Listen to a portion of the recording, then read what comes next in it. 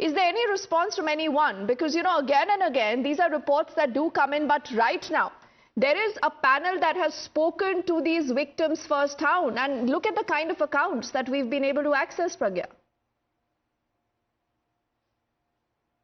And not just that, you know, look at the people who have gone to take the, witnesses' accounts on record. These are retired justice, retired commissioner of police, Delhi police, Mr. S.N. Srivastav, S.N. Dhingra. These are the kind of people who have, in fact, interviewed these victims. And, in fact, the kind of report that has come out and also the allegations that have been leveled on the staff. Okay, Pragya, apologies. I'm interrupting you here. I want to say good afternoon to Amit Malviya of the BJP, who's also joining us. And he, remember, has also been reading through this entire report. Amit, the first response when you go through this entire report is horrifying. You know, it's difficult to believe that something like this is happening in Jamia. But Amit, what is your very first response? What are your thoughts?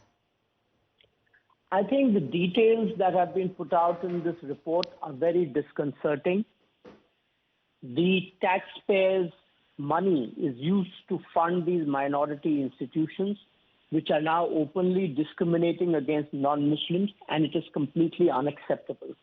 It is high time that the constitutionally mandated reservation for the SC, ST and OBCs, both in student admission as well as faculties, is introduced in these institutions, because under the present circumstances, it seems like we have created a ghetto in the name of minority institutions, and we push Muslims further down into it, when one would have expected that these institutions will be centers of learning, centers to exchange ideas and liberating thoughts. We have reduced them to glorified madrasas. And this is a completely unacceptable situation. It is taxpayers' money. If we are truly a secular country, as everybody claims, as the Constitution, which was amended in 1970s, says, we should therefore walk the talk and ensure that we do not have any more of these ghettos on taxpayers' funds. And, you know, Amit, if you just go through these statistics, they are pretty shocking. But, you know, why don't we see so much of a chatter about this again is something that people will ask. Are there people who do not want this reality to come out in the open? You have to understand that Jamia Millia was made a minority institution exclusively for Muslims in the year 2011. It is not as if it's a very old occurrence. It was done by the Congress-led UPA. It was in 1981 that Indira Gandhi changed the character of Aligarh Muslim University by amending the 1968 law.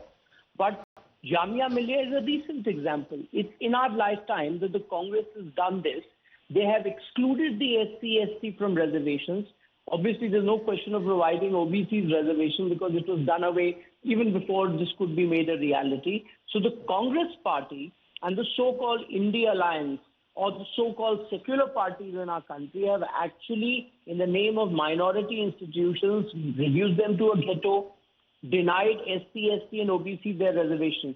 So in fact, they are opposed to any kind of affirmative action for the poorest and the socially backward among the Hindu community. And on the other hand, just to appease the Muslims, to ensure that they continue to get their vote bank, they have created these ghettos in the center of the national capital. Absolutely, Amit. We look forward to talking to you again. For the moment, thank you for your very first response on that absolute shocker, you know, that report also that has been accessed by Times Now. You've seen excerpts of that also play out here. I also want to quickly play out one more response that has come in from the BJP on this entire report.